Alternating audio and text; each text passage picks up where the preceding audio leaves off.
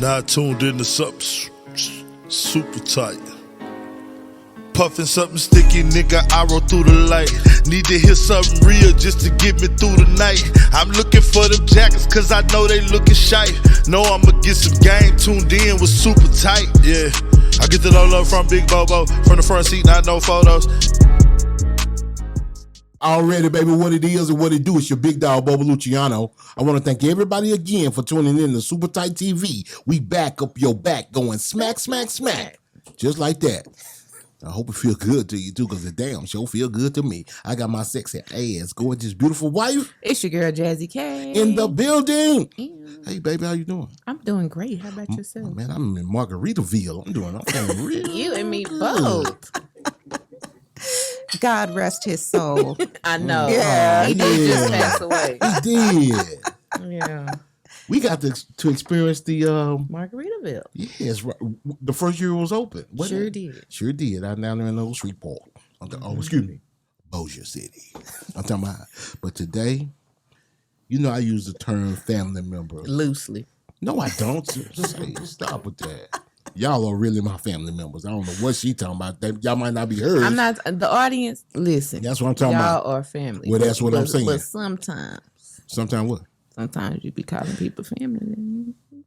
But we all family in the Lord, though, right? I like you know, how you cleaned that up. Yeah, for yourself. I'm here to help. See, that's what I do. I heal. Ooh, I'm here to heal. That's real. I like that. Yeah. Wave your healing hands over her.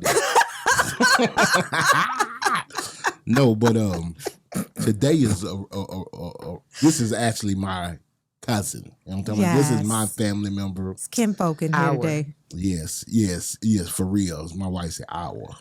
Baby, it's understood. It's not. It's understood. If they don't know that we married, I'm just saying. By now, I'm just saying. If they don't know that we're married by now, it's my cousin too. Okay, that's all I'm saying. Yeah. You don't say that about Marjorie. I do. No, you don't. What do you mean? You say this is my cousin. I do. Say that. You do say that's my cousin. By cousin Marjorie. Marjorie. Cousin Marjorie. Mm-hmm. Oh, yes. Yes. It's not my fault if you're not coming in claiming Marjorie. But say. Like I am claiming Robbyn. This is our cousin. Yes. You know what I'm talking about? Blood. Yeah, blood. I mean, there's things that you can say in life that sounds cliche-ish. Y'all gonna see in a minute. They sound real cliche-ish. I've got one. Okay? I used to change her diapers. Oh, yeah. It's realer than real deal Holyfield. That's real. This is my big cousin for real. It's real. I grew up admiring my big cousin. Now, you know, at a certain age, a teenage young man is not trying to hang out with some little kids. But when we would come through my aunt and uncle's house, I'd be like, oh, where's Elliot? Here I come. She called me Elliot. Bobo. Yeah. I mean, everybody know my government name. You know what I'm talking about? See, it will get edited. It just rolls off the tongue. That's why you can't have family come in here and you know, like all this extra, you know. Yeah, family keeps it extra real, you know. But you know what? You cool. It's them other ones. Them other ones, yeah. Y'all just can't run up on me, call me by my government name. At all, acting like y'all know me from elementary or something. Because that's the only ones that it is. Right. You either got to be from elementary or junior high. Yeah. And after that, y'all don't know my real name. See, we go back that far. Yeah, it's real. Oh, yeah. It's real. Extra or real. you my family. Yeah. And really, the only people who call me that right now is my wife and my mother-in-law. Yeah. That is it. Yeah. I don't answer to nobody else to that. But I do. I mean, if I hear my name, I'll be like, yeah. You know. Who is that? But baby, this is gonna be a serious interview because you know y'all know that we're not just about entertainment, right? Yes. And I got my cousin. This is Dr. Robbyn Traylor's in the house.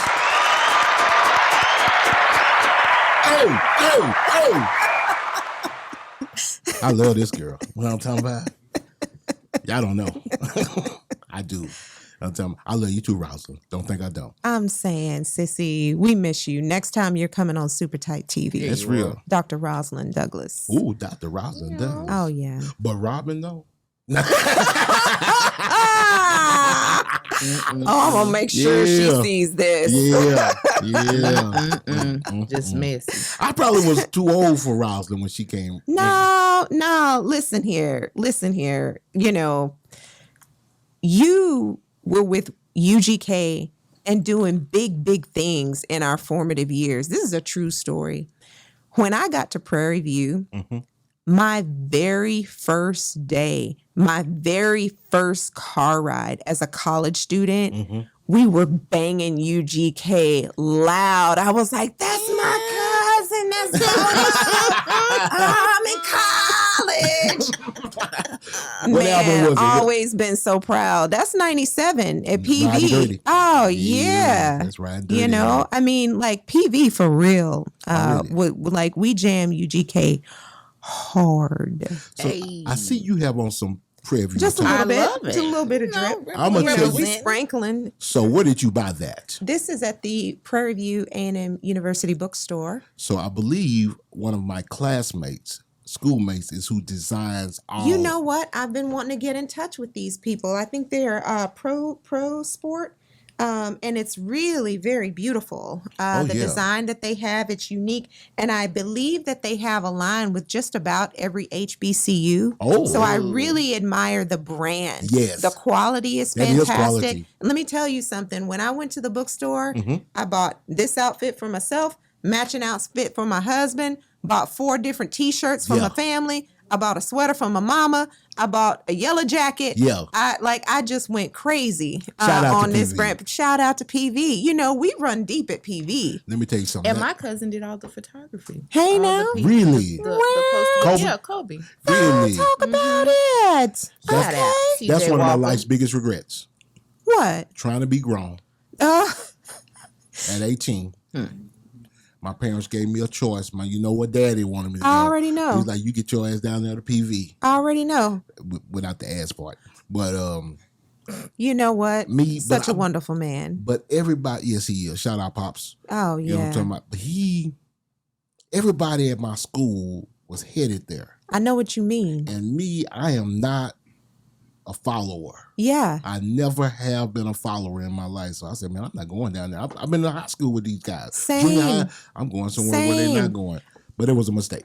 Well, look, I resisted it until the last minute. Did you? I applied to Howard, Yes. to Xavier, and PV was just like last minute. I was like, fine, I'll apply to Prairie View because my mother was on me about going to Prairie View. Yeah. True story.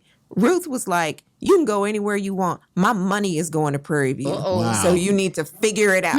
Probably if my dad would have said that. Serious. She was dead serious. Yeah. And, you know, I mean, my dad was like, you know, you could check out Rice, you know, check out some other stuff. And so I really thought I was going to Howard or Xavier.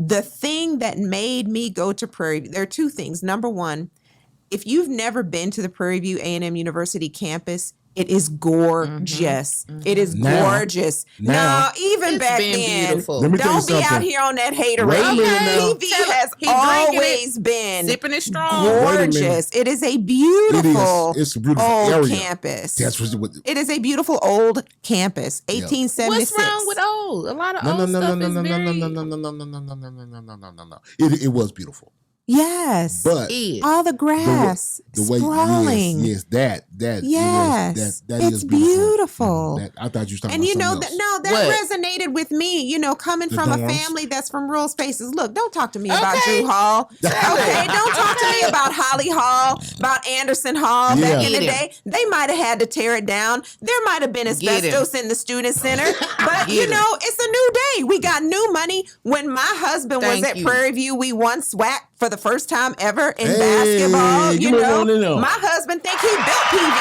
Okay, with asbestos and everything. These children better be happy That's that right. we won SWAC.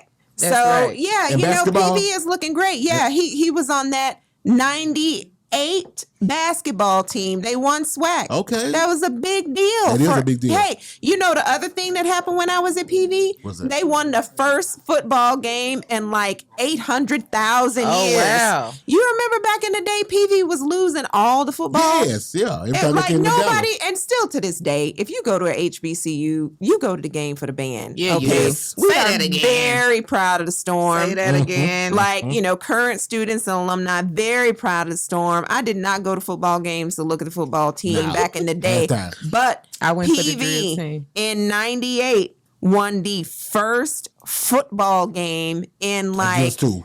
was it Mississippi Valley? I Okay. feel like it was Mississippi Valley. Okay. Shout out to Mississippi Valley because we beat y'all that time. Already. But yeah, you know, it was a great time in the Yeah. history of Prairie View. And things have only gotten better. I was on campus this past week for, you know, meeting with the leaders of the clinical research department Yeah. and some other big things that they're doing on campus.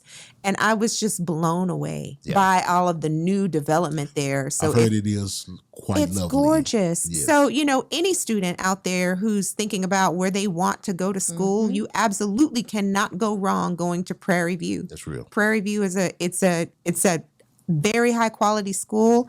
Prairie View has an excellent network.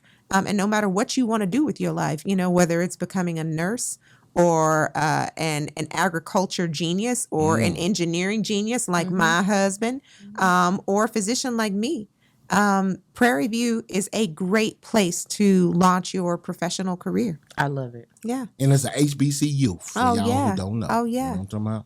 And since we're on the topic of research, Oh, yeah, let's talk cousin, about it. let's talk about Analytica Medical. Okay, so there's a little bit of backstory. You know, your audience does not know Dr. Robbyn Traylor, so let me introduce her. Introduce yourself. So I finished medical school in San Antonio. That's where I went after Prairie View in 2005. And I entered family medicine residency in Wichita, Kansas, and, you know, completed my family medicine training in 2008. And I just knew I was going to be a physician entrepreneur like my uncle. Yeah. So, you know, going back to PV, you know, my grandparents had 11 children. 9 of those 11 went to Prairie View. That's right. Okay. And one of them became a physician. Yes, My sir. uncle is an OBGYN. He took a big interest in me. And I thought that when I went to medical school, I wanted to be an OBGYN just like my uncle. I was very wrong. I was very wrong. I was like, no, I'm not doing this. You know, I got on that OB rotation. No quality I of was life no. And he told me, he advised against it. Yeah. Yeah. I went and spent some time with him in Chicago. He was like, look. He was like, the landscape is changing. You want to warned keep you. your options open. Yeah, you know, yes. maybe don't consider doing this. Already. And so I went into family medicine. You I listen. finished in 2008. And, you know, back in the day before, doctors were able to start their own practices on their signature. On their signature. Wow. No credit, no nothing. Just like, hey, you I'm a a doctor? doctor. Banks would just throw money at you like Wow. confetti. Yeah. They would Yeah. just throw it out there. Make it rain. Make it rain, you know, because you're a doctor. So, you know, I really thought that would be my experience because I was naive. And I'm finishing residency in summer of 2008. And for those of us who don't remember, our political candidates at the time are John McCain with his running mate, Sarah Palin, Yep. and this black guy named Barack Obama. Barack Obama. Barack Hussein Obama, and Joe Biden. And around September, Lehman Brothers fails. And I'm coming out of residency in July. I go to the bank. I'm like, hey, you guys got some money for me? And they were like, child, please. No, go get a job. So that's what I Dang. did, you know, and that's what a lot of doctors are forced to do. We're forced into employment. I mean, unless you are just sitting on generational wealth, like some people are. Yes. You know, Some people. we can talk about that, That's you real. know, a little bit. But I was not sitting on that. So I went and found employment. And look, I have done everything that an employed doctor can do. I worked the emergency room. I have been in primary care for many years. I did utilization review medicine full time from home for many years. I ultimately landed in urgent care in Houston and helped to grow the largest urgent care in Houston from about 9 clinics in its first year to about 45 brick and mortar clinics this year. We have another 5 or 6 on-site clinics for employers. And, and while I was there, I helped to establish the clinical research department. I certainly did not do it by myself, but I led the clinical research department in the pandemic. That's why we developed the clinical research department, was because COVID was here and we knew we needed to roll up our sleeves and help. And so, by that time, I'm chief medical officer at this large urgent care company. I'm supervising about 260 doctors and advanced practice providers. I am leading the troops. It's the scariest part of the pandemic when people were sick and were just dying. Yes. And we lost loved ones, in the pandemic. And so in establishing the clinical research department, I understood that I had a place in research. I had done all of my medical training without really having any exposure to research at all. Wow. It was over there. Yeah. Isn't that crazy? It was over there. Yeah. That is crazy. How you can go through a program or medical, you're a physician, I'm a nurse. You go through these programs in some areas of medicine, you never even touch it. And I had no imagination for it. So at Prairie View, we were strongly advised to keep our eye on the prize and focus on getting into medical school, which is true. By the way, Prairie View has made more Black doctors than just about any other school in the country. Okay? Yeah. That's realer than real deal Holyfield. You can check me on that. Hey. Okay? And so Prairie View had a program and had leaders that made sure that its entrance went to medical school. And honestly, I'll be honest, my dad told me, my dad's a TSU graduate. He said, look, great school. You can go anywhere you want to go. But he told me, if you go to a predominantly white college, they probably are going to break you. They probably are not going to care about you. They're probably going to discourage you, and maybe you won't be a doctor. And he said that because he had seen it happen before. He had already witnessed it, in bright young people who thought they didn't need Prairie View. We thought we had overcome. We thought it was a new day. Before HBCU, right? Exactly. The Black physicians that had to go through. Well, this is what I'm saying. They had to deal with that nonsense. That bullshit. So they had to deal with that bullshit. So anyway. I'm at Prairie View, and I get into medical school, and again in medical school, eye on the prize. So it wasn't just Prairie View keeping me from research. Medical school was not offering me research. Nope. University of Texas Health Science Center in San Antonio is a great medical school, but there was a prescribed curriculum, and I was on track. I was on the path. So I did that. And then I went to residency, and same thing. I had to go through the curriculum and get through the things. So, I had no exposure to research until I developed the clinical research department, worked with some research pros to build it up. And I'll tell you, within about 18 months, we were one of the highest enrolling sites for monoclonal antibody. We had those early studies of like Regeneron, Eli Lilly, Blaze. The monoclonal antibody was the only thing that was out there on the research track to help people through COVID at the time. And so I was very proud of that work. And when it eventually became time for me to step off of research and really focus on being CMO again in that role, I just wasn't ready to let it go.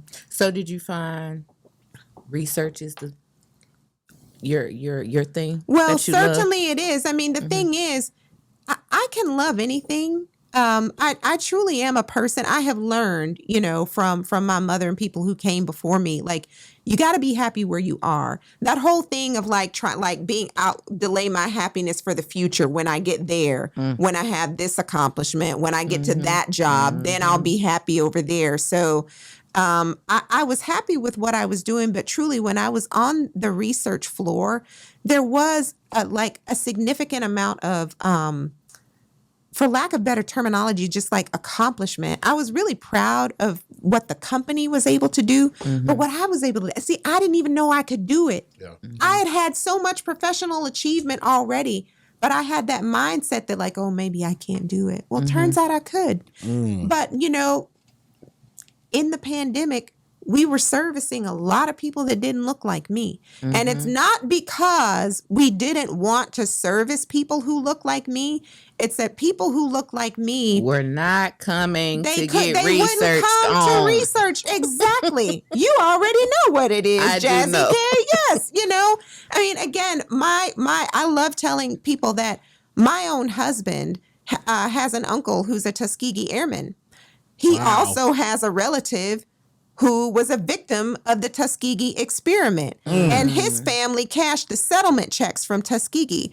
So Black and brown people in America have just cause for being extremely skeptical. They do. About, you know, medicine, but certainly medical research. Nobody wants to submit themselves to be someone else's guinea pig. And so, you know, I thought, well, shoot, there might be a place for me, you know, in research. Definitely is. Yes. And that's the one thing I was going to say that did impress me about Analytica Medical, because that's the thing. Representation matters, especially when it comes to the Black community. Yes. And I talk about this all the time.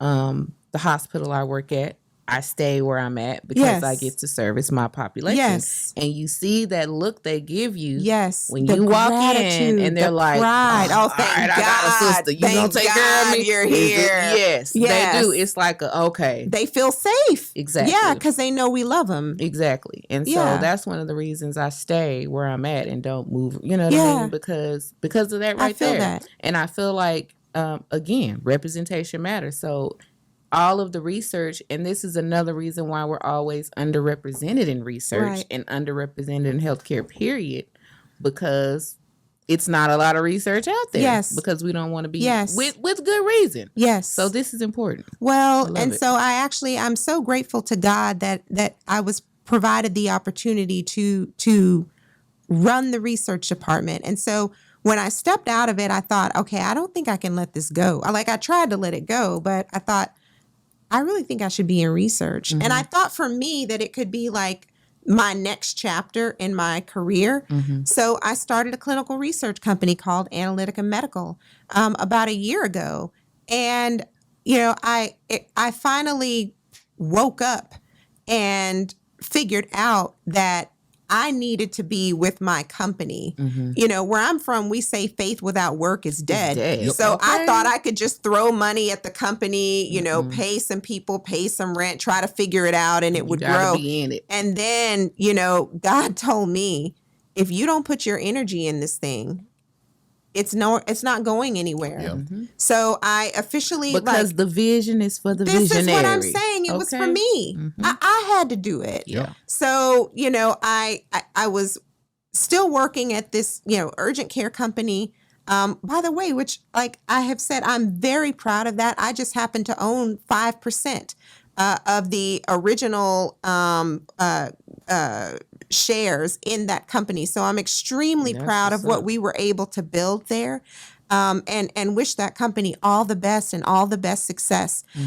But I knew that it was time for me to go, you know, and be with where my passions are. So Analytica Medical is officially launched. We have several clinical trials available. One of the ones that I'm extremely excited about is it's a simple blood test. There is research being done to determine whether or not a certain component of the blood can be used as a colon cancer marker. So, you know, patients that sign up for this particular study are not even like receiving medicine or receiving investigational pharmaceutical. It's literally, you just consent to having your blood drawn. You get your blood drawn. You give us your colonoscopy results. That's it. You gone. That's it. And now you're a research champion. And let's talk about, for those that don't know, what research actually is. Because when people hear it, they feel like, oh, I'm not going to be no guinea pig. Like I ain't a lab gonna take rat my or blood something. and give it away. And blah, blah, blah, blah. Right. Like we've all heard the stories, Henrietta Lack and all the, let's touch on for people that may be watching and how they can help Analytica. Let's tell them what research is. So I'm so glad that you brought that up. That's extremely important. So for the super tight audience, I want you to know that, first of all, you can trust me. I've been a doctor for nearly 20 years and I still have my good reputation. You can ask about Dr. Traylor. I will take care of you. That's number one. It's my cousin. Number two, that's right. I'm kinfolk. Excuse me. Our cousin. Yes. So there's that. But then, number two, we will guide you through the clinical research process. And clinical research is vast. It's not one thing. So I have performed studies for like device validation, for instance. Does this medical instrument work?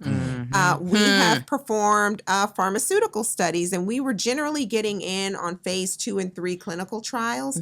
So it's already gone through the phase 1, where it's determined that it's safe enough to test on, a larger group of people. And then you get to the phase 2, and after it passes phase 2, you get to phase 3, which is, generally for a much larger audience. Some of these research trials, they were trying to enroll 30,000 people, 60,000 people, to harvest data and make sure that the result was true.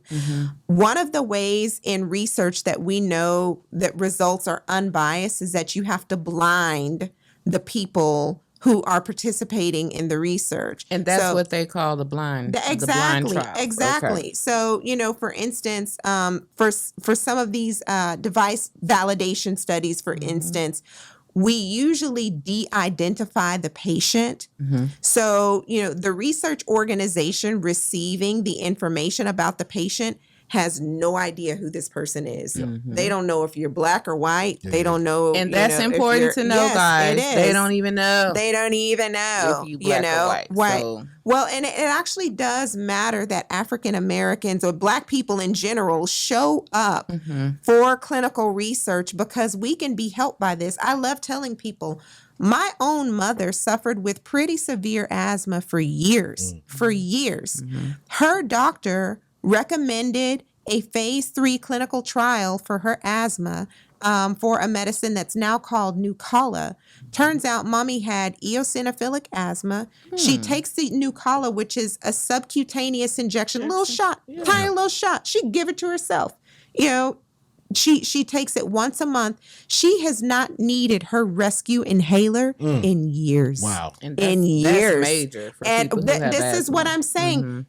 Research offers future solutions today. And so not that anybody asked, but I don't mind letting you know, sometimes patients are compensated for their time and participation in the clinical trials, okay? So for instance, the Regeneron and the Eli Lilly trials, some patients receive checks for $1,200, $1,400, $1,500. More than the stimulus checks. Right. Well, you have to be compensated for your time. And not every study is going to offer compensation, but there can be opportunity for that. I just think that for anyone who wants to do some good in this world, if you want to help your fellow man, if you care about, the future of medicine, clinical research is a great way to roll up your sleeves personally and get involved. And in Analytica Medical, we can help you. And it's very important. It's just like going to serve jury duty, okay? Yeah. It's very important because, as you can see, you hear it every day. Oh, black people are at a higher, they suffer more from diabetes and high blood pressure. A lot of this we can get, you can find reasons 100%. And cures and medications to help just from simple research, but they need us. 100%. They need us to be able to do that. 100%. So, I love it. one of the things I'm really excited about right now is that I'm working with an inventor. Her name is Dr. Debbie Chen. She's a PhD out of California. She's an amazing woman. She has developed a device. Her company is called Hydrostasis. It measures real-time hydration status in people. And when I first read about it, I thought, well, why does the world need this? I don't get it. That. Well, right. I didn't get it, but Dr. Chen clearly had some vision. Not long after I heard about her company, about 40 students wound up with some heat-related medical illness at Prairie View because they were outside, in the summer, minding their business. And before they knew it, they were overheated and they required medical attention. So having a device that might help sense your hydration status change before you feel the physical signs might be a very important medical wearable device for people to have in the future. That's true, because usually once you start feeling the symptoms of dehydration, it's too late. You can't catch up. Yeah. I mean, for anybody who's ever fainted, you're going to need an IV. It hits you. Yes. Did you see Fish's post? What? You didn't see Fish post from yesterday? No. Fish had an episode. A dehydration? I believe so. Okay. Out there shooting them guns. Okay, that's what happens. Oh, Yeah. wow. That's what happens, man. Out there shooting those Yeah. guns. Yeah. Yeah, before you know it. And it really does sneak up on you. So, Dr. Chen is saying she believes that hydration should be a vital sign because our planet is getting hotter. This is a brand new world. I used to be able to play outside when I was a kid. I played outside a lot. Come on. There's a pool in my backyard that my family did not enjoy this summer. Why? Too hot. It was too hot. Even after 9 o'clock p.m. It's still 100 degrees. Yes. Feel like Nevada. Yeah. So we, it's hard to be outside these days, and we just need to have a better idea of what our hydration status is. So if you're curious about that, you can go to hydrostasis.com, and Analytica Medical is working to champion more study and research for that device. So I have been speaking with leaders at Prairie View, A&M University, to study that, and really would be happy to talk to anybody who would be interested in partnering with Dr. Chen on evaluating and testing her device. That's real. And that's excellent, because there's a lot of, the IV hydration companies are a big thing. Yes. Shout out to Modern Nursing Concierge Services. Hey now. But being able to test someone's hydration status before just giving them fluids. So would be a major. look at you giving me my segue, Hey. So here's my segue. So we're doing Analytica Medical for sure. Analytica Medical is doing big things, but Dr. Robbyn Traylor is meant for great things. Yes, So I have another company. We are Beauty Believers, and in Beauty Believer, we are offering beauty and wellness solutions to anybody who want it. So, Bobo Luciano. What happened? You ever had any Botox? Never. Maybe This is all natural beauty right here. that's natural beauty, baby. Yeah. Oh yeah, I need that that's shit. Van Zandt County right there, baby. Good black don't crack. Yeah. Paper say brown right here, baby. Well, I may be able to give you some exposure to that, cousin. Okay. The thing is, I think most people never try neurotoxins like Botox and Dysport. Number one, because it's never been offered to them. But number two, nobody wants to be out here looking like a Muppet. No. Nobody wants a frozen face. But you don't have to go overboard. You could literally sprinkle, just sprinkle a little bit in the important areas. And, you might look refreshed. Well, girl, I'm going to be a beauty believer. Yes. We're all beauty believers. Hey. Okay. Yeah. The reason we seek beauty is because God made us beautiful. Hey. And true beauty comes from within. So I will be pouring positivity and wellness solutions into people. So certainly IV infusions, certainly will be partnering with prominent IV infusion companies all over. But Beauty Believer is launching right now. And in addition to that, another very important passion project that I have is Clean Conscious Network. So my husband and I developed Clean Conscious many, many years ago. We just knew we wanted a business and we wanted to do something. We wanted God to use us to do some good in this world. Over the years, we have decided that Clean Conscious is a vehicle for our media passions. And so my husband, besides being a fantastic husband and father, electrical engineer, a financial genius, also just happens to love music.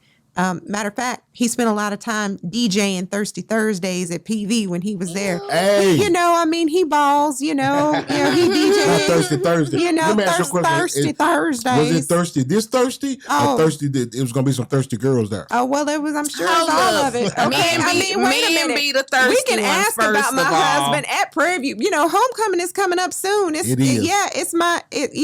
I'm going to homecoming this year. It's my silver year. You know what? It's 25 years in a sorority. For so, a man you know. with 4 daughters and a wife, you sure to be seeing a lot of You know, well, it's the thirsty you women there. I asking, mean, was the men I'm be asking- just as right. thirsty. Bobo Luciano. See, that's the The thing. out here men asking these be just questions. as thirsty, That's the if thing. not more. Oh. Every time somebody comments on something I say. Somebody, you talking about me? No, not just you. But it's like you heard me say a hurt dog is gonna bark. Kenny ain't in it. Oh, my His gosh. name Bennett, and he ain't in it. So he don't want to get in trouble. But you, But let me tell y'all something. Let me talk to the audience right fast because I heard you say something. If you want to talk to the super tight audience, we're gonna keep it on point. yeah, whatever. You were talking about that there may be money involved, Yes. and to my super tight audience, because we deal with some ratchets. Oh. Don't say that. We We deal with some. love them. We love Hell, them. I love ratchets. Righteous Well, yeah, ratchets. what's wrong We with got ratchet? room. There's room. We got love for ratchet over Dang, here. I'm a ratchet. I mean, y'all love ratchet Just stuff. say that. Talk about yourself. We deal with some ratchets. Talk about yourself. Yeah. Anyway. I'm sorry, y'all. Anyway. I'm sorry. Anyway. If y'all out there making money, y'all out there donating plasma. Yeah, for real. Now. Oh my gosh. You know what? You got to give the gift though. Ain't nothing You gotta wrong with give- donating Y'all plasma. donate People be plasma. needing that plasma. Yeah, go on and give that gift. Go and get that gift, but this clinical research. Yeah, that's an opportunity. It's an It's just opportunity. another opportunity to Yes. see where you fit in. And if you go to Absolutely. analyticamed.com, you will be able to click on a trial that interests you and decide whether or not you want to be contacted for a trial. So you don't even have to wait for me to contact you. Mm-hmm. You can go to the website, click on, contact us or any one of the different trials that we may have up. We have all kinds of things available from hypertension to obesity to diabetes to weight loss to, hair loss, anything. So click on whatever interests you and enter your information. Hair loss? And we will bank. Baby. We will bank. Look, Do y'all have it's all trials kinds for of this? things. Because this been how many You years? can bring of this hair out. loss? Listen, This been 30 years. Bring him some hair back? Listen, watch God move. You just never know what's going to happen out here. Oh, snap. Yeah, you never know what's going to happen out here. We're open to the possibilities. I haven't seen you with hair, so I don't think I would like I've that. got pictures. You know what though? My husband showed me like these lace fronts that the men got. Oh, yeah. Oh, They got- look, the men be doing it now, too. Oh my gosh. Mm.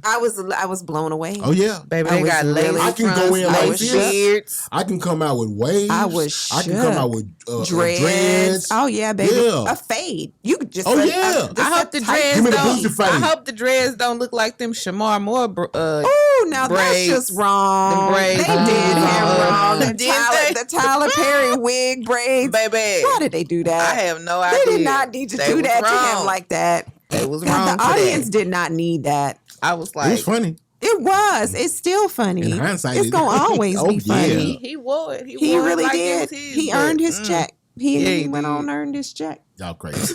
Yeah. So, yes, guys, Analytica Medical, this is very, very important. We're not up here trying to encourage you guys to be guinea pigs, but we do want you to know, as Black people in healthcare, that research from us is very, very, very, very needed and very important. So Extremely important. I'm glad I have that a you question. are taking that on.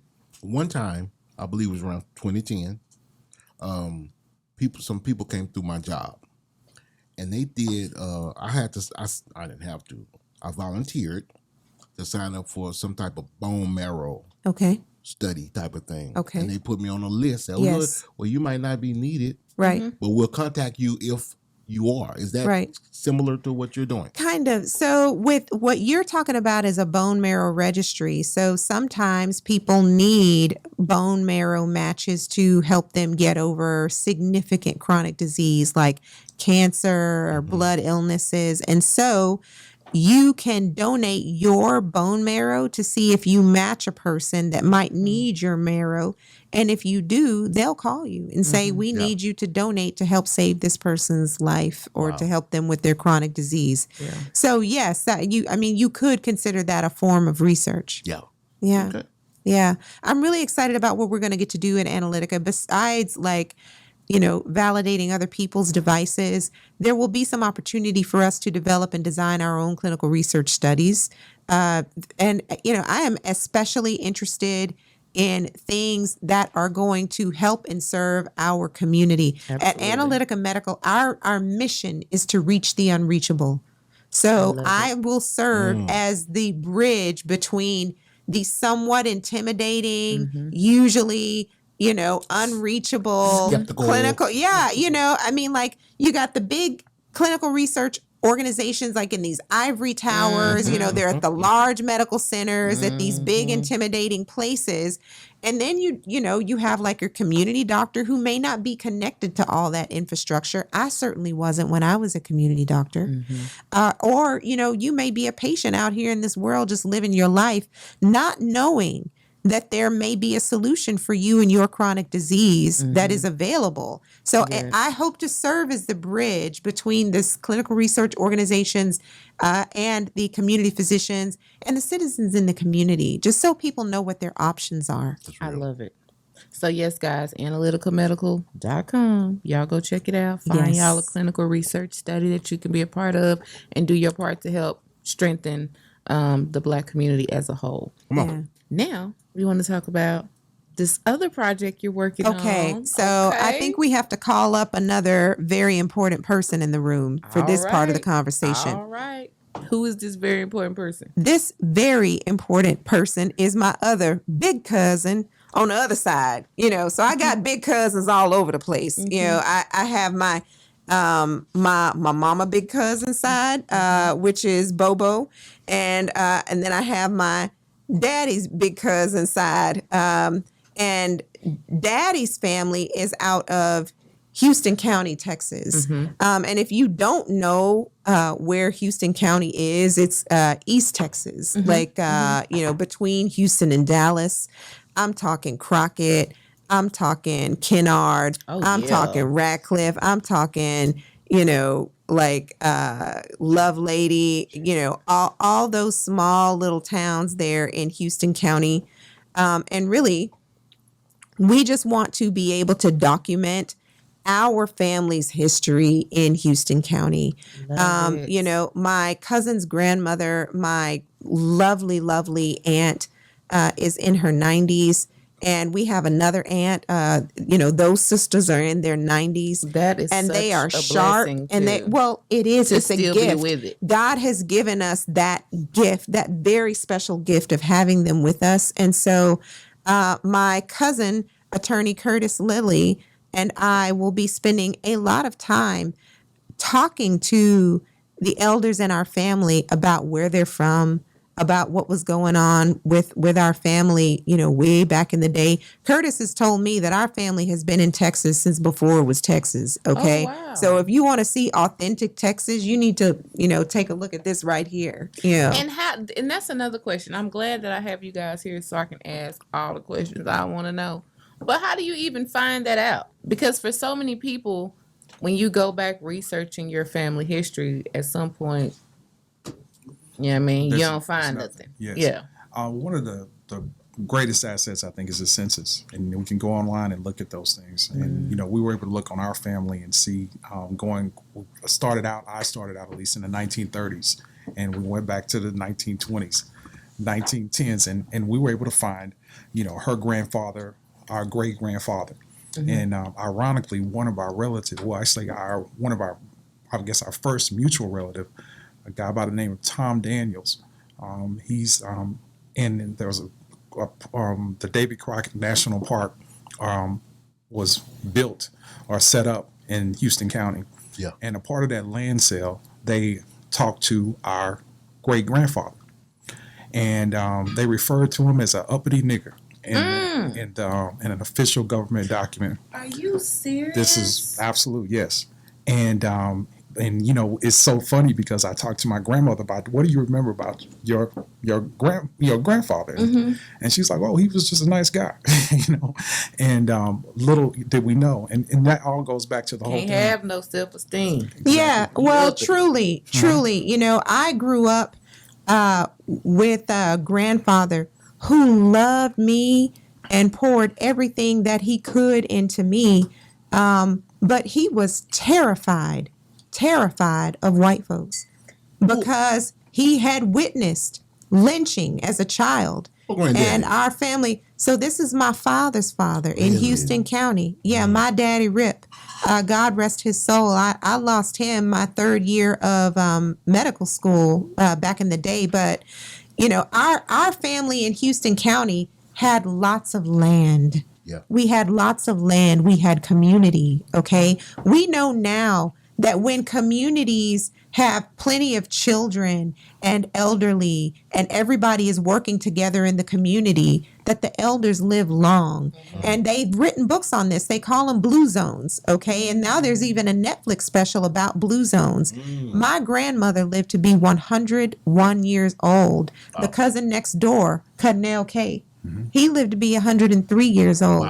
Cousin Adeline, she recently passed away. She was over 100 years old. You know, we had several, you know, people who lived into that, like into those century years, but it's because they had community, they had purpose, and we all had each other. Well, that terrorism and lack of economic opportunity drove us off of our land.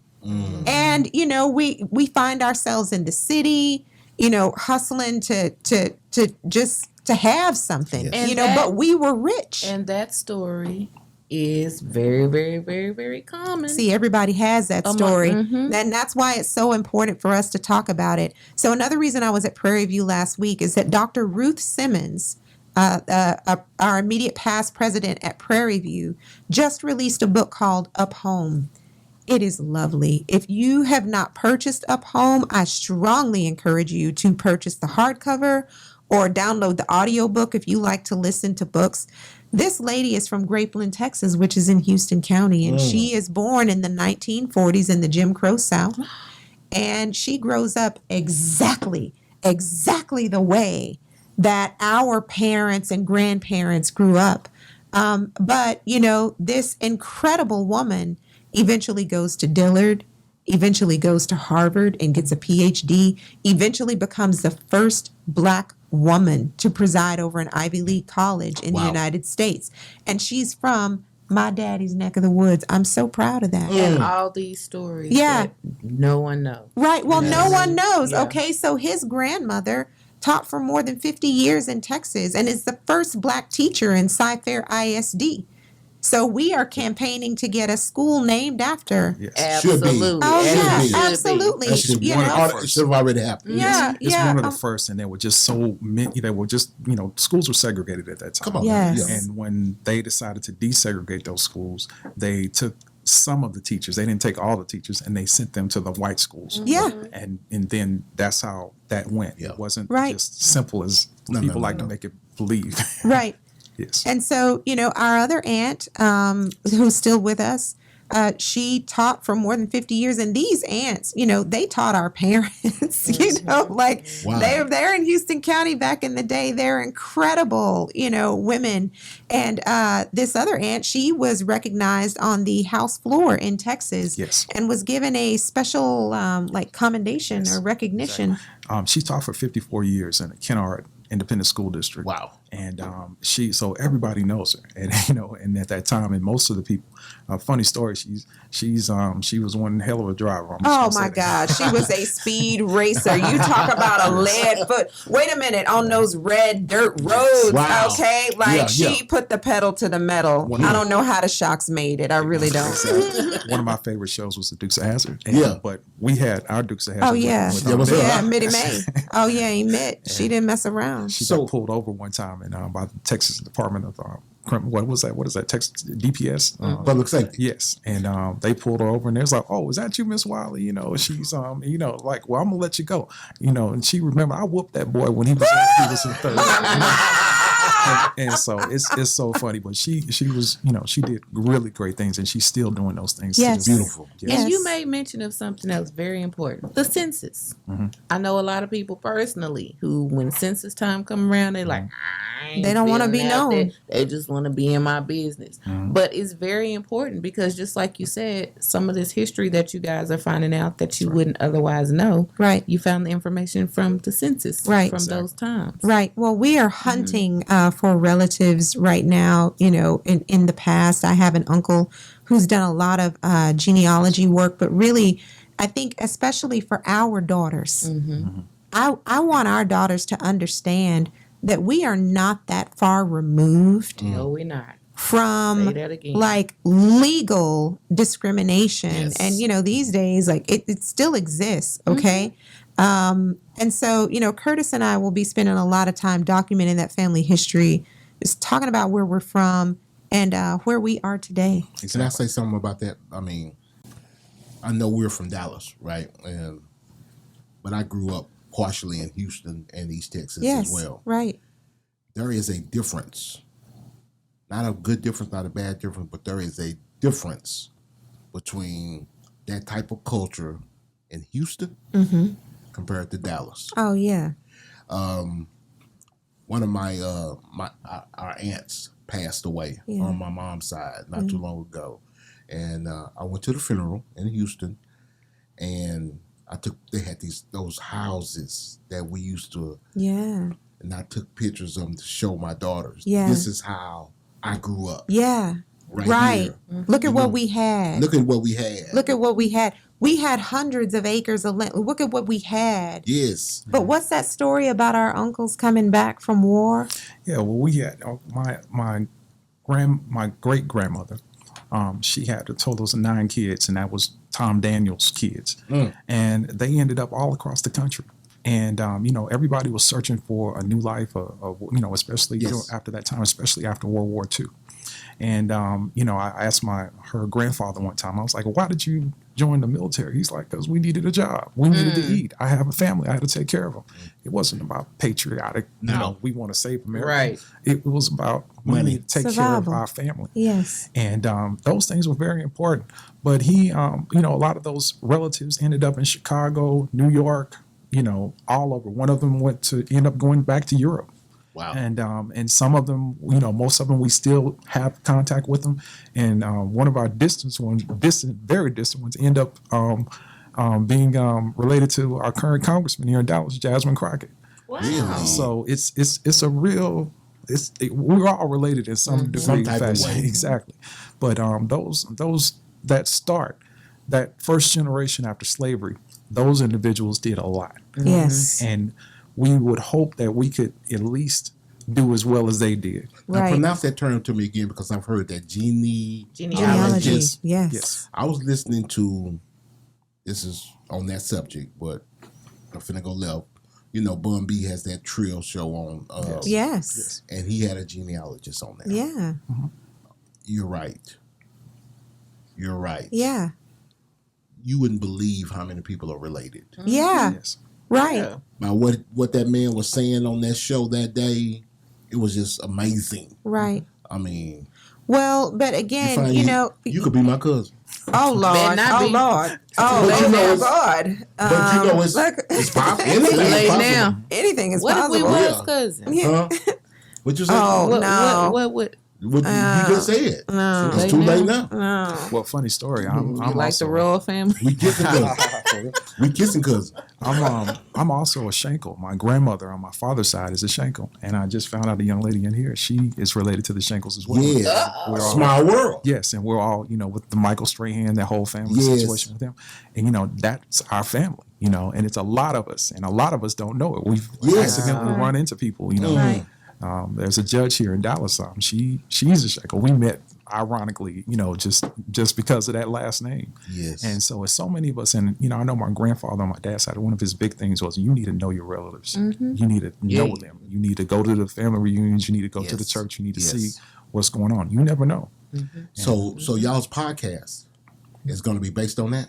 It is. That's going to be buck wild. Well, we're going to talk about our family first, so just to try to document what his grandmother and, my aunts can tell us about our family from, all of the Lord, like harboring Bonnie and Clyde when they were on the run. And, bootlegging liquor and prohibition. Oh, yeah, we have some stories. We need to write it down. Or, knowing about the Slocum Massacre, which is not taught in school, but that actually happened And it's in just Texas.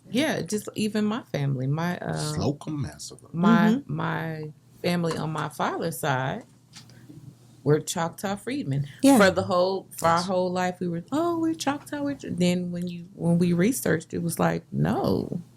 And there's so They much were freedmen. There's so much discrimination in that whole thing. My grandmother on my father's side, that supposedly she was Choctaw as well. But the whole thing about the freedmen situation, how that happened and where that is right now, there are many people who can't get roll numbers, but the ones who do, getting medical care, it's a life thing. It is. And the same thing with Houston County. It's a small county, but there were a lot of slaves that were brought there. They were brought there specifically to Texas because Texas would allow slavery at that time. And that's a whole nother story. That's a whole nother story. Prison system. Yes, exactly. Well, yeah, but then even, when those extremely wonderful people actually achieved something and got something, jealousy and hatred made mobs come and steal it away. And there was no recourse for the family. And so, this country has not fully reckoned with the original sin of slavery. No. And I think that especially for our parents' generation and above, it's important that at least we know the history. Okay? If there's never reparations, if nothing good ever comes from it, if we don't get our land back, but at least our children will know that we were here. We were here. We did good. And, some diamonds came out of that pressure. And not only that is more to the Black story Yes. than just slavery. Yes. It's like in school, that's all you learn about. You learn nothing else about African Americans, Black history, whatever you want to call it, except on page 433, and these were the slaves. Well, and now they want to talk like it's a guest worker program. It was torture. Well, let me tell you actual something. torture. Slaves were Let me tell you how actually big- happy. Yeah, Let me no. tell you how big what y'all about to do is going to be. Yeah. With what's going on in the school system now, with them trying to stop you from learning about your past Right. and what really happened, you guys are going to come on the scene and educate people. I'm just going to tell about- the truth. Yes. Yes. We Just tell the how just it truth. is. going to tell the truth about Just what tell the happened. truth.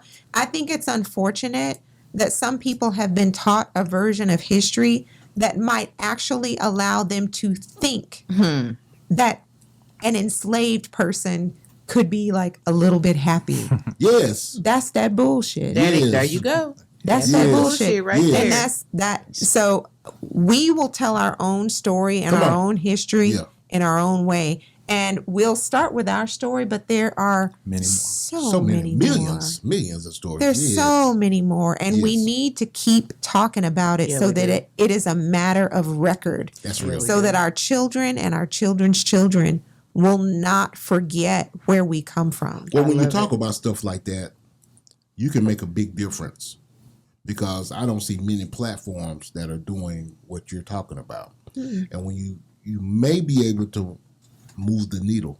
Yeah. You know what I mean? That's my intention, super tight. Yeah. That's why I'm here, super tight. Yes. I think that we have a lot to talk about, even in Van Zant County. Yeah, exactly.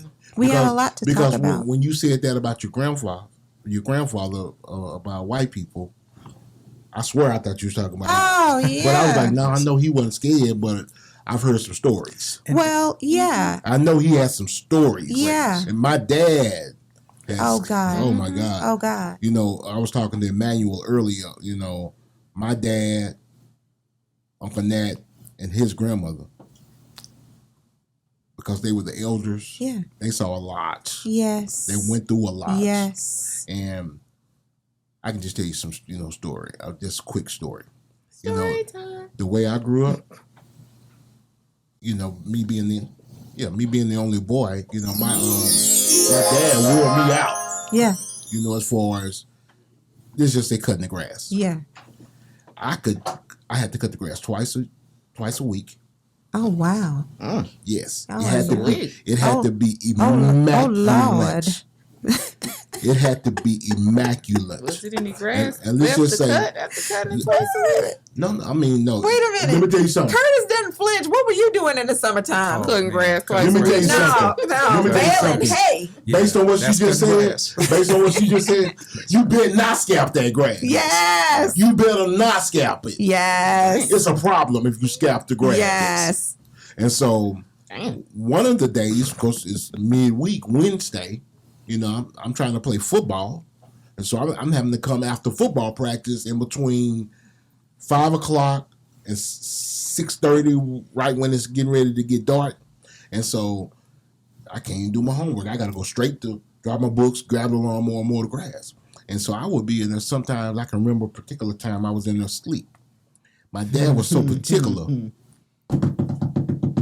Oh, that sounds up. right. No, yeah. that's on my shoulder. That's on my shoulder. That sounds right. You know what I'm saying? Your shoulder sounded like this, right? Yeah. That's on my shoulder. Hey, That sounds get right. up.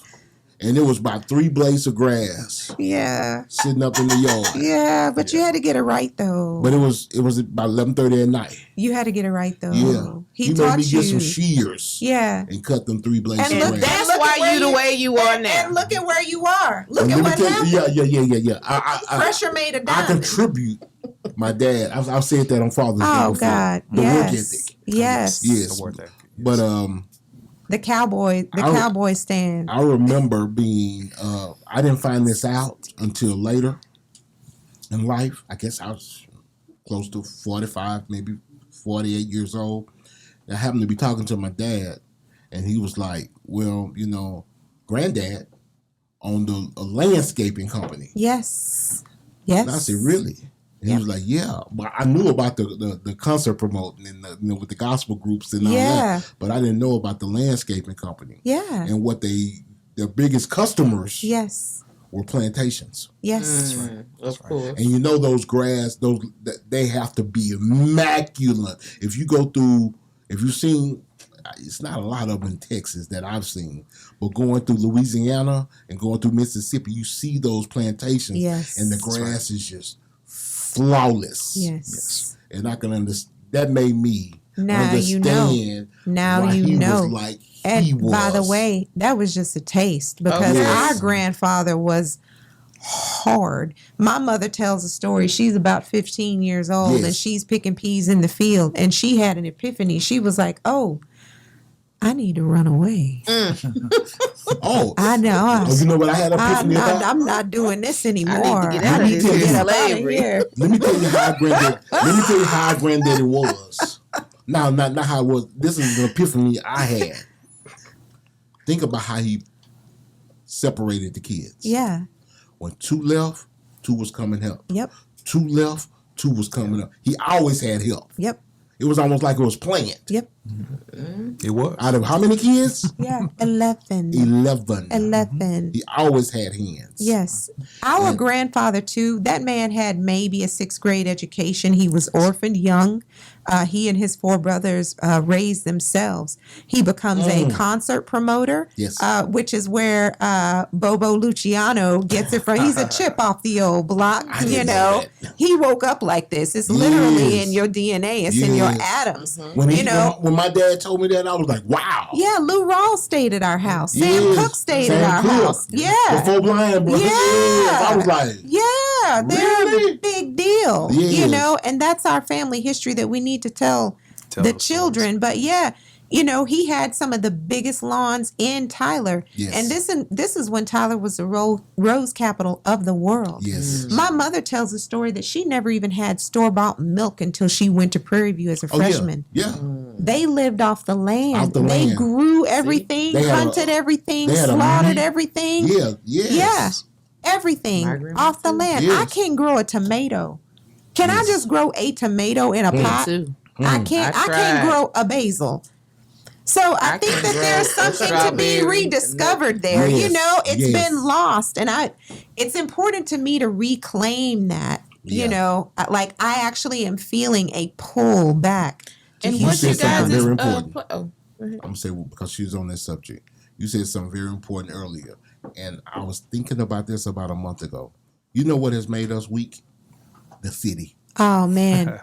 Oh man. No, what made Oh, us man. what The made city. us weak was integration. Talk Yeah, but about the it, city Cutting came Curtis. first. Integration. The city came Talk first. about it, Cutting Well, Curtis. I can just tell you, I grew up in Houston, Yes. so that's my home. But my grandmother, I grew up with my grandparents. My grandmother was tied to Houston County just deeply. Her mother was still there, so her and our aunt. So she was going up there at least twice a week, and because I was that little kid, I was with them. Okay, so her grandfather took us all under the wing. Wait, all let the me kids. ask you a question. Uh-huh. Is her grandfather not your grandfather? Well, he's Just not. He's our uncle. He's my uncle. Oh, okay, and got our you. grandfather. Okay, yes. okay, go ahead. I didn't mean to cut you off. And he took us under our wings, and he was like, "Well, come on, we gonna come out here and go out in the field." He roped us in. He got us going. Next thing you know, we feeding cows. Next Yep. thing we know, we building fences. Yep. I Next thing grew we up know, feeding cattle. Yeah. We building barns, and now we baling hay. And Yeah. I mean, we were about 6 or 7. I was driving Yep. at 6. I was driving at 8. My what's kid is 16 and she don't want to get a license. Exactly. But what he did though, I can just remember he had one of these old John Deere tractors. Yep. And learning how to shift gears. I bought a car with a shift gear. I can do that. It's not no Yes. problem for me. Yeah. But he would stand behind me, right? Like this, and I'd have on a t-shirt. And he liked to get that skull, if you know what skull is. Yes. And he would stand up there. What did I tell you, boy? Shift it in low. Put it in low. Put it in Yes. first. Put it 6. second. He's 6 on a tractor. Yes. Yes. So my back of my shirt, what I was wondering, what's wrong with your shirt? You got all those black spots. Yeah. In his Exactly. But he taught us though. He taught us that work ethic. When we baled 1,000 bales of hay one day, and then we turned around and put that all in a barn, we had done something. Yes. And that hay fed the cows that fed our family. Yes.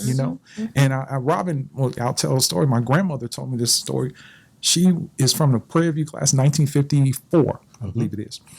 And she decided she wanted to go to college. Her mother had been widowed. Her father had passed away years before. He had gone to Wiley College.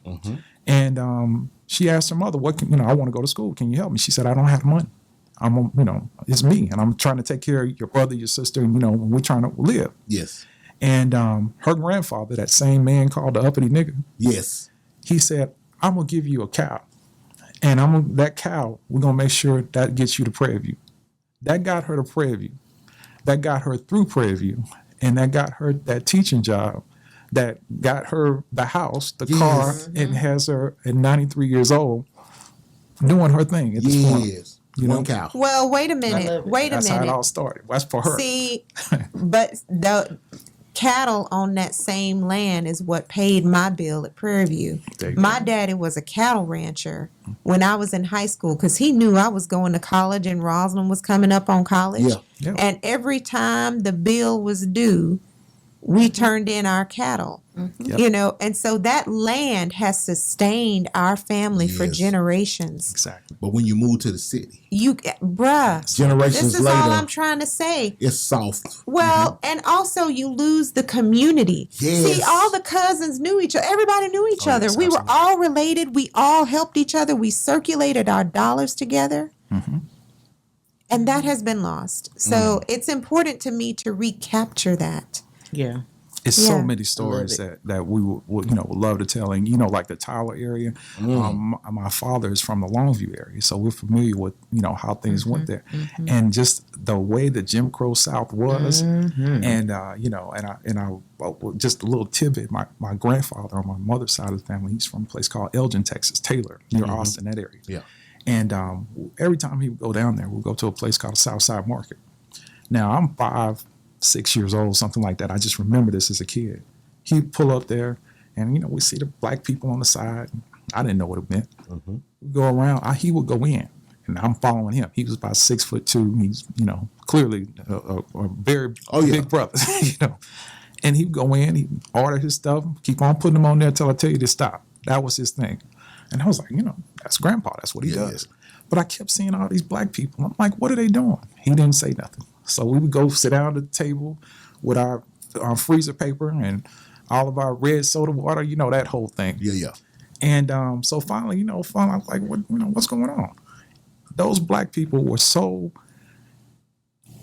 trained that they still went to the back of the store to get that sausage. They wouldn't go inside because they were so caught up with that. Yeah. My dad's told me stories like that too, bro. And I saw that with my own eyes. Yeah, my dad told me stories like that too. So what's you guys' platform that these stories When are is it on? launching? So we're a Clean Conscious Network. Curtis and I need to figure out a name for this thing. And actually, I'm stalking Dr. Ruth Simmons. I'm probably her biggest fan. I did speak with her. I asked a question from the audience this week at Prairie View. I asked her if any work was being done in Houston County, specifically because I know that there are more stories like hers, and her story is beautiful. Everybody should read A Poem. It's important. It is an important American story that everyone should read, but there are more. And I really hope that I am able to, talk with her, partner with her in some way to get more of these stories out. So, if Dr. Simmons has an appetite for it, we'll call ours Up Home. Love it. That'd be We'll beautiful. call ours Up Home because everybody who's from Houston County knows what that means. Exactly. Yes. When we're going home, we're going up home. We're going up home. That'd be That's beautiful. real. And we even haven't even talked about churches, and that's another. But we'll bring that up later. Yeah. But that's a huge deal too. Those churches bring people We're gonna back. have to have Come on. y'all come back just to talk about it. Yes. Yes. This is gonna have to be like you said, cross marketing. I told you we could go on and on. Yes. We don't have no problem. No. It's not that y'all could go on and on. We could listen and go on and on with you. Because this is something that I think the world needs. This is something we both are interested in and passionate about. I have been talking about it. Like she told you earlier, she kind of did her own research on her family. My mom's side of the family, we are lost. Yeah. And I'm trying to spearhead the genealogy on that side because everybody's dying out that can tell you the tales. Yeah. And we don't know what to do when that happens. We don't know. I don't know anything past my grandparents at all. Right. At all on that side of the family. Right. And I love what you're doing. And I appreciate what you're doing because I would love to hear the Kennedy side. Yes. I would love to hear, oh my God. Yes. I just want it because to me, that is just interesting. Yes. I don't know if it's because the times that we grew up in, we grew up a little with the analog age and the digital age, you know what I mean? So we got a little bit of both. Right. And it's just really interesting to me, the way, because I'm just shocked the way how people, you get in these comments and you hear people say things like, oh, that was 200, 300, 400 years ago. Y'all should pull yourself up by the bootstraps and do this. You should. No, that's the lie. Our family that's the lie. Was one generation removed from that. You know what I mean? So it hits home. Well, and even if you do achieve you still might not get that job. Come on. Part. Yes. You still Yes. might not get into that It was program. there before you. You still won't qualify for that. Oh, we don't. Sorry, you don't qualify. Yes. But see, white folks don't believe that. No, They it's think we very have to- hard. Yes. It's very hard for people to appreciate the truth that's being offered about our experience. And it's a shame, but we still have to tell the truth. Tell the truth. That's So, Ooh, that's a So good I thing, love too. it. I'm so proud of you, And cousin. I'll just add one. I'm proud of you. I'll add just one thing. Tyler is one of those places, and when you really look at it, it's one of the hearts of slavery in Texas. Come on. And, Yeah, it is. and I've done jury trials down there and dealt with some crazy people, Oh, to say yeah. the least. I can't say And too much, still. but I can tell you that. And but one of the things that I did, the one trial I was doing, every day I had to pass by this one particular area, and everyone's like, "Oh, that's such and such place. That's such and such place." What I learned was that was a plantation. Have you taken them Yeah. by our grandparents' house? No, I have I haven't been not. out Did there. you tell them about the house across the street? Which is a plantation. Exactly. And there are many of them. There are many of them. I went to Upshur County, which is not that far from Tyler. Yes. Same situation. I'm driving through and doing a trial down there, a murder trial. Yes. And they're like, "Oh yeah, that was a big plantation over there." So y'all do hear what he's saying. Yes. You do hear what I'm saying. Yes. Our family grew up across the street In the shadows. from a plantation. In the shadows. In the shadows of a of the plantation. plantation. And by Yes. the way, our people at the time were conditioned to be nothing. Dr. Simmons outlines this beautifully in her book. My own granddaddy used to get off the sidewalk when white folks were approaching, and he would put his head down. That's one reason I won't do that today. I'm not finna step aside. Listen, and we neither both gonna was run all up my- in each my other. sister will bump right into somebody that won't get out of the way for Not her. you, but me. You know, Yeah. I ain't doing Yeah. Yeah. it. No. Them days My- is my over. husband is like, look, you can either move or Yeah. there's gonna We're be a gonna collision. Them We're gonna days is collide. over. Exactly. Exactly. That But is over. she's talking about that grandfather, that same man that Yes. influenced me and got me to go to law school. Yeah. That's beautiful. He put that so deep, ingrained that so deep in my head. They stole my land. I went to World War II. I fought for these people. I did everything I was supposed to do. I hear it all the But time. they He still, lived when I came righteous. home- Yes. He lived righteous. You Yes. know, Daddy Rip used to unlock the church on Sunday morning. Exactly. And you think And you're then- doing everything Yeah, right. he lived righteous. He raised his family, And then they'll snatch it from you. and they snatched it Exactly. away. But he saw love it. so much. He saw so much. And she's talking about murder. I remember him telling us in the field, well, you're my grandpa over there. They came back from World War II. They bought some land, and these white people came and picked up one of them one day, and they brought him back and rolled him out the wagon dead. Oh wow. Now, how do you get that trauma out of your head? It never happens. Don't. And so he They instilled sent that a in us. message, Yes. and that's why he was terrified. Exactly. And that's why none of his kids came back to Houston County to reside. Exactly. That's right. For love what? It wasn't safe. It wasn't safe. No. And there was no opportunity. So I hope that by having these conversations, Yes. we can spark renewed interest in our ancestral home where we Yes. literally have blood in the soil. Yes. Our ancestors are buried there. Literally. Our homestead is there. And I'm calling out to anybody who's from, rural Texas to check out your home, man. Like Yes. that is yours. And don't let anybody tell you it's not yours and that you cannot inherit what is yours and what your family worked And for don't and Come on. sell it. sacrificed for. Exactly. Don't sell that land. Yes. Don't All right. do it. They not making no more. They're not. So I'm so proud. So y'all got a lot in this interview. Y'all need to go check out. You need to check out Beauty Believers. Yes. You need to check out Analytica Medical. Yes. You need to check out the Clean Conscious Network. Yes. What else? Did I leave something? Lots of things. We're gonna All come back of to it. Super Tight. Yeah, it's We're gonna have to all of it. update y'all This is in not a going to be a couple of one-time months. thing. Yes. Yes. Yes. Yeah. Y'all We're have to come gonna back. stay connected. That's it's real. kinfolk.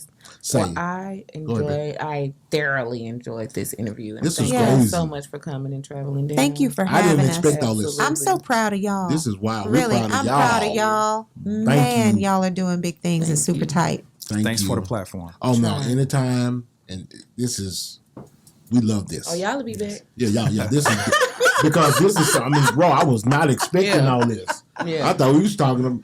I was ready to talk about Clinical trials. clinicals. Surprise! Yeah, shit. Man, I love this type of stuff because I'm ready to educate the world. Me too. I want to It's feel important. like we are making a difference. It's important. Yes. You know, the challenge to the audience is talk to your grandmother. That part. That's strong. Talk to your great aunt. Talk to your Yes. grandfather. Sit Just down go and talk to 'em. them. Because we all have these stories. Yes, Absolutely. that's beautiful. Say, y'all, I appreciate y'all coming through. I got Dr. Robbyn Traylor, Curtis Lily. Lilly, Yes. Because attorney at law. because They of her Why? They are both super tight guests. It's your girl Jazzy K with Super Tight TV. We want to thank everyone that's been watching. Hey, if you do us a favor and hit that subscribe button, also press the notification bell so you can be notified every time we drop a new video. Know I'ma get some game tuned in with super tight, yeah. I get it all up from Big Bobo, from the front seat, not no photos.